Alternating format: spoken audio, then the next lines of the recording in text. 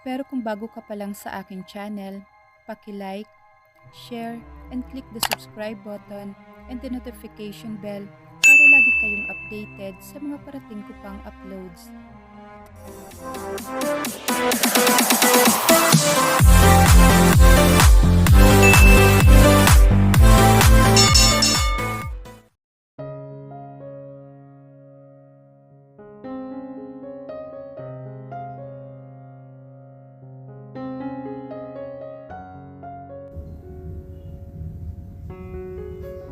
One month later, napapansin ko masyado ka nang napapalapit kay Ethan, Jessica.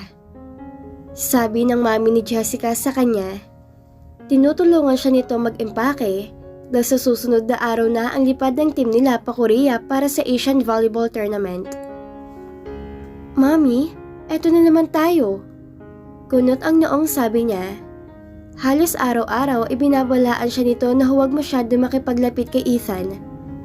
Natatakot ang mami niya na ma-inlove siya sa lalaki dahil siya lang daw ang masasaktan sa huli. Magkaibigan lang po kami.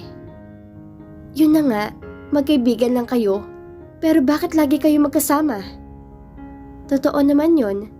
Tuwing pareho silang available ay nakikita sila ni Ethan. Kapag may training siya at hindi ito masyadong abala, ay dumadaan ang binata para lang dalhan siya ng Korean food. Sa palagay niya, ay wala naman tong ibang dahilan para lapitan siya, kundi pakikipagkaibigan lang. I have nothing against him, Jessica. Sabi pa ng mami niya, ikaw lang yung iniisip ko. You have never fall in love, and I'm afraid you might fall for him because you think both of you have something special. Well, in fact, pagkakaibigan lang ang gusto niya. Pagtutuloy na niya sa sinabi ng mami niya, Ma'am, iniisip mo pa rin ba na baka magkagusto ako sa kanya dahil palagi kami magkasama? Alam ko kung saan ako nakatayo. Isa lang akong kaibigan na dumadamay sa isa pang kaibigan na nawala ng minamahal sa buhay. Don't worry, Ma'am. Malinaw na yun sa akin. Ethan is vulnerable until now, and I won't take advantage of it. At magiging ganun ang pananaw ko kahit ma-inlove pa ako sa kanya. Napatingin lang ang mami ni Jessica sa kanya, ngunit maya-maya ay nagsalita rin. May posibilidad na ma-inlove ka sa kanya? Wala namang imposible, mami. But, I will deal with it like an adult. Nakatatak sa isip ko nagiging sweet siya dahil broken-hearted siya. Yun naman ang tendency ng malungkot na tao. Maghahanap ng mga outlet. At sa kaso niya, ako ang outlet niya. Tanggap ko po yun. Kung mahulog ako at hindi niya ako sinalo, tanggap ko rin po yun. Ako naman ang may kasalanan kapag nangyari yun. Kaya ma'am, tama na. Malaki na po ako. At sa tingin ko'y nakakapag-isip pa naman ako ng tama. I'm just a little worried. I don't want my princess to be hurt by anyone. Nakalabing sabi ng mami niya, Ma'am, gets ko naman yun. Pero wala naman taong hindi nasasaktan. Hindi ako exempted kahit na anak pa ako ni Senator Perez. Pabirong sabi niya pa sa ina. Saka wag niyo akong pangunahan. Sa ngayon, friendship lang talagang namamagitan sa amin. Ayoko lang taga siyang pabayaan mag-isa dahil kawawa naman siya. Sana nga manatili na munang ganyan anak, habang hindi pa nakaka-move on si Ethan. Mahirap na. Anito, nakalabi pa rin. Mami naman kasi wag mo na ngang intindihin yan. Wala ka dapat ipag-alala, okay? Sa ngayon, ay dapat mong ipagdasal ang team namin. We have to win for the Philippines. Nakangiting sabi ni Jessica. Of course. Bukod pa sa tiwala naman ako sa'yo, kahit bago ka sa team nyo, alam kong hindi ka papahuli. Make us proud, Jessica? Oo naman, Mommy. Hindi raw makakarating si Ethan sa Korea dahil na-assign to sa Davao sa loob ng 1 linggo dahil may gera doon sa pagitan ng mga rebelde at sundalo. Kung si Jessica ang masusunod, hindi siya papayag na tumungo ito roon.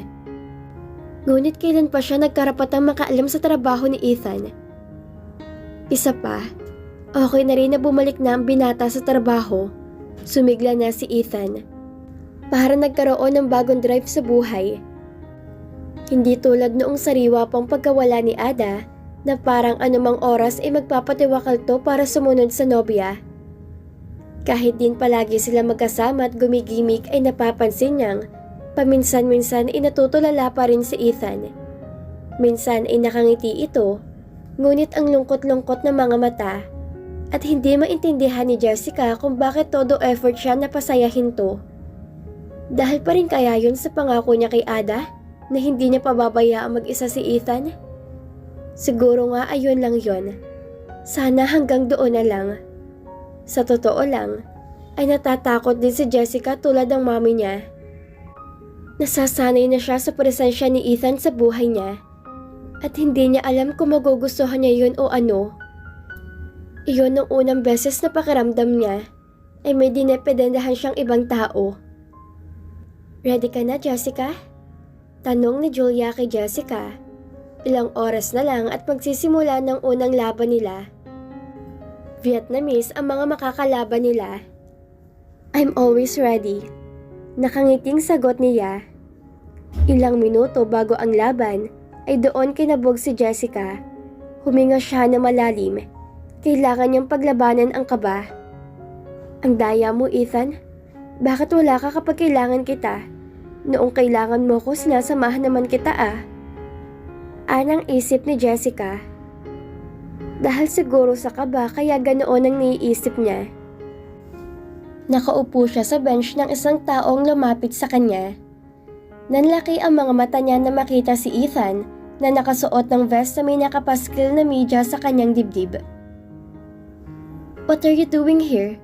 Akala ko nasa Davao ka. Hindi pa rin niya makapaniwalang tanong. Joke lang yon. Nakangising sabi nito. Ipinadala ko rito. Ako magko-cover ng laban nyo. Visit ka? Natatawang sabi ni Jessica. Masayang-masaya siya. Seeing him was enough for her to build her confidence again. Galingan mo. Bili ni Ethan sa kanya. Oo, para to kay Ada, di ba? Ani Jessica na mas pinaalala pa yun sa sarili kaysa kay Ethan. She had to remind herself where she stood in his life. Bahagyang natigilan si Ethan, ngunit kumiti rin. For Ada, ani to. She's watching over you, remember? Tandang-tanda ko. Paano? Balik na ako sa pwesto ko? May certain spot lang kasang reporters. Treat mo ako ng Korean food kapag nanalo kayo. Ani to na kinindatan pa siya bago tumalikod. Is he courting you? Nagulat si Jessica. Nilingon niya kung sino nagsalita. Si Coach. Hindi po, Coach. Para kasing nagkakamabutihan na kayo We're just good friends, Coach. Nakangiting sagot niya. Ngumiti rin si Coach. Ngiting hindi naniniwala. Napailing na lang si Jessica.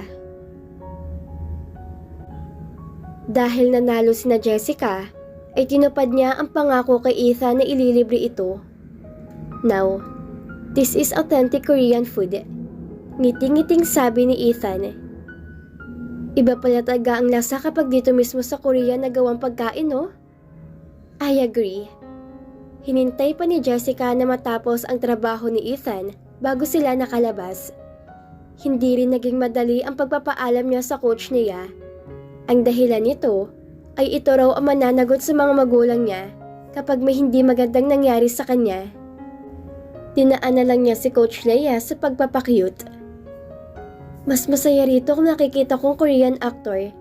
Kilala mo si Jang Suk? Shucks! Ang gwapo-gwapo niya. Kaunti lang ang lamang ni Luis Locsin sa kanya sa puso ko. Excited na sabi ni Jessica. Hindi niya magagawa sa pampublikong lugar sa Pilipinas ang ganoong pag-iinarte, kaya itotodo na niya sa Korea. Sanay na rin naman si Ethan sa kanya. Ilang linggo pa lang mula noong palabas-labas sila na magkasama, ay nailabas na niya ang tunay na ugali. Hindi mo nababanggit na mahilig ka sa mga Korean. Ang akala ko kay Luis ka lang ganyan. Parang naiiritang sabi ni Ethan. Hindi naman sa lahat. Nakangising sagot niya. Pero, pinapangarap ko maging boyfriend sina Jang Jun-suk, Lee Min-ho, Lee Jun-ki, at Do Min-jun. Tila nangangarap na sabi niya pa. Hindi ko maintindihan yung mga sinasabi mo. Irritableng sabi ni Ethan. Korean actors nga. Giit niya. Si Do Min-jun. Hindi ko alam ang real name pero yun ang character name niya sa isang Korean novela. Whatever, Jessica. Anito na napapailing pa. Ang walang ya, hindi man lang nagpapanggap na interesado sa mga sinasabi niya. Pagkatapos silang kumain, inihatid din agad si Jessica ni Ethan sa hotel tulad ng pangako nila kay Coach. Saka na lang tayo mamasyal dito sa Seoul, sabi ni Ethan. Marami rin kasi akong dapat asikasuhin. May mga isusulat pa akong report at baka tawagan din ako anytime ng mga boss ko. Hindi mo kailangan mag-explain. Hindi rin naman ako nagpunta rito para mamasyal. Balik na lang tayo rito kapag hindi na busy. Ililibre mo ko? Tumataas baba pa ang kilay na tanong ni Ethan sa kanya. Wow ha? Nanlalaki ang mga butas ng ilong na sabi niya. Natawa ito. Mag-iipon ako, tapos balik tayo rito kahit libre pa kita, Miss Kuripot. Hindi ako kuripot. Giit niya. Fine, hindi ka na kuripot. Nagtitipid lang. Paano? Bukas na tayo magkita niyan? May laban sila sa susunod na araw sa Iran at kapag nanalo sila roon, ay may laban na agad sila kinagabihan sa kung sino man ang mananalo sa laban sa pagitan ng Japan at Taiwan. Ano pa nga ba? Baliwalang tanong ni Jessica. Viber na lang tayo mamaya?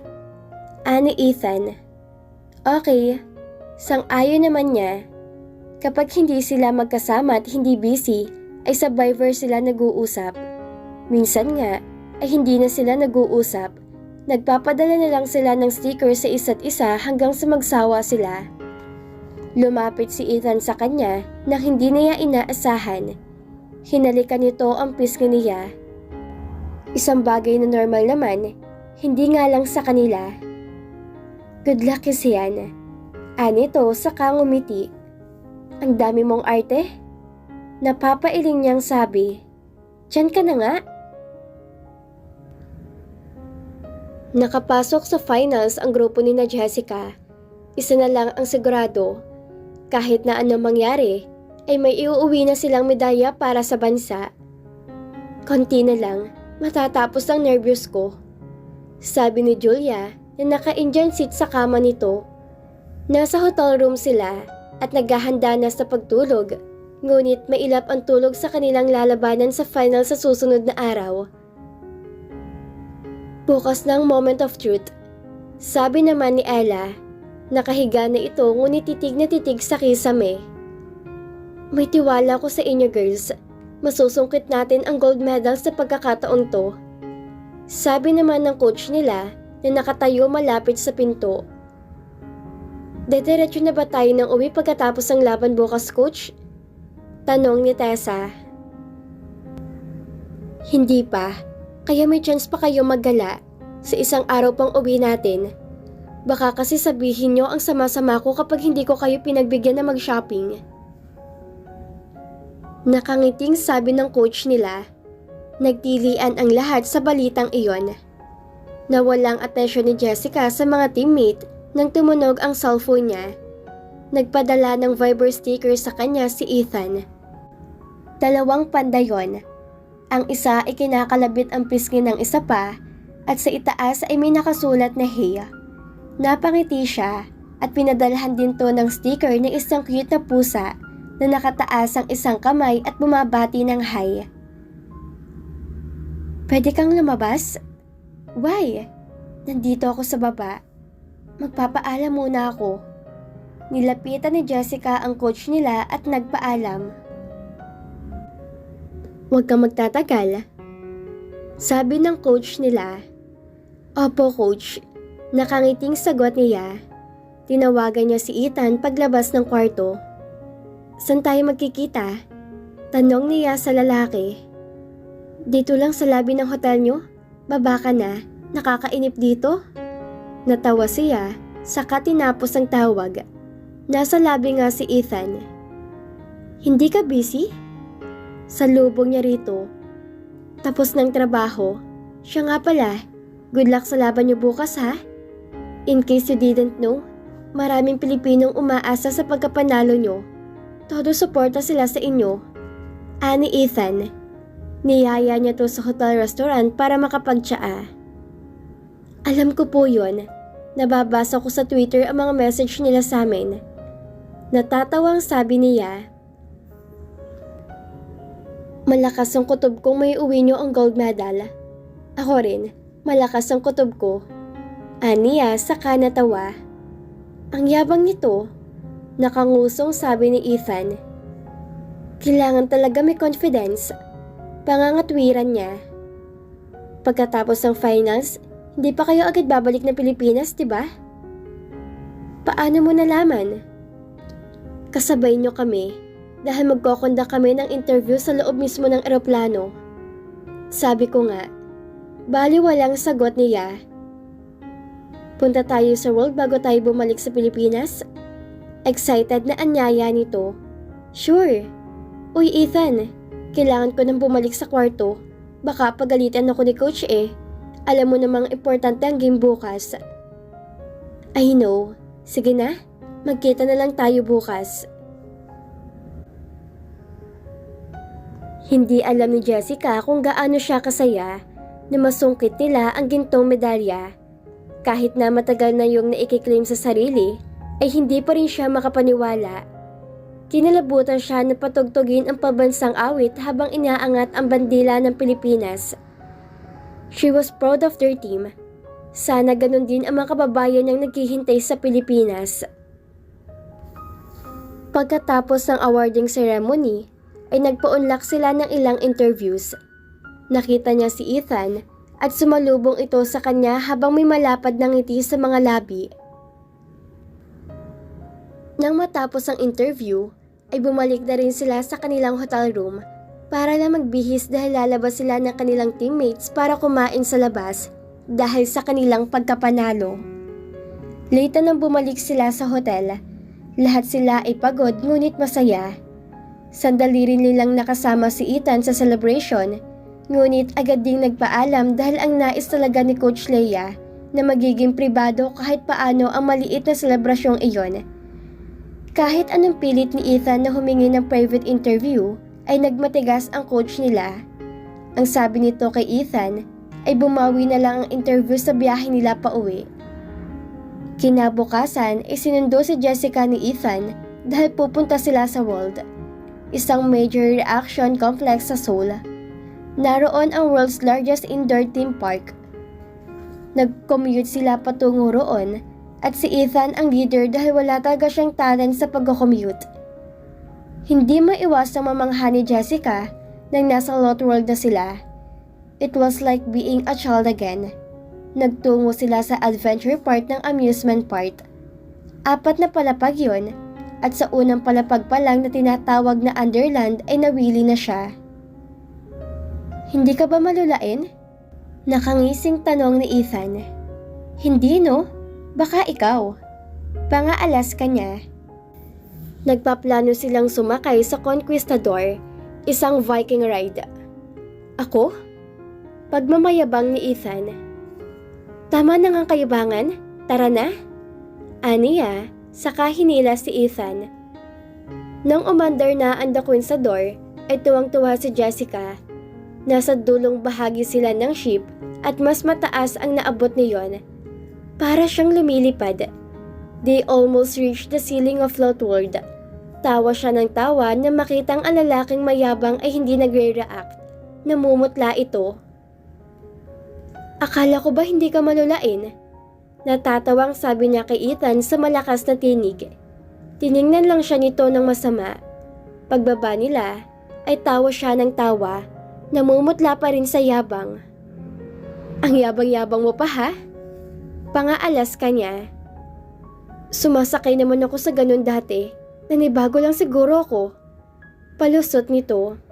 Ewan ko sa'yo. Natatawa pa rin sabi ni Jessica Saka nagyaya sa ibang rides. Nang mahilo na ng tuluyan si Yabang sa lahat ng rides na sinakyan nila, ay nagyaya na siya sa mall para mamili ng pasalubong para sa kanyang mga kamag-anak. Pagkatapos niyon, hinatid na rin siya ni Ethan sa hotel. Enchanted Kingdom naman tayo pag uwi sa Pilipinas. Pangiinis niya kay Ethan nang nasa hotel lobby na sila. "Stop it, Jessica." Napipiko nang sabi nito. Tumawa lang siya.